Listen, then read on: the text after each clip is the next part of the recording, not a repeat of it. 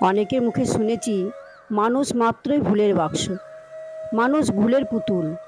আচ্ছা, ভুল কার না হয়? প্রত্যেকের ভুল হয়, একটা না একটা ভুল হয়। ধরুন যাদের কাদা লাগে তারাই তো পরিষ্কার করার চেষ্টা করে। ধরুন আপনি একটা বড় কোনো কাজ করতে যাচ্ছেন, তাহলে ভুল তো হতেই পারে, কোনো ব্যাপার নয়। তার জন্য মন খারাপ করে করার কোনো দরকার নেই।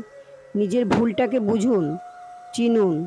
সব থেকে বড় কথা, নিজের ভুল থেকে কিছু শিখুন। তাদের হাতেই তো রক্তপাত হয় যারা কাঁটার মধ্যে ফুলকে খোঁজে। যে জীবনে ভুল করেনি সে জীবনে নতুন কোনো কিছু করার চেষ্টাই করেনি। তাই ভুল হচ্ছে আমাদের বড় শিক্ষক। ভুলের কাছ থেকে অনেক কিছু শিক্ষা পাওয়া যায়।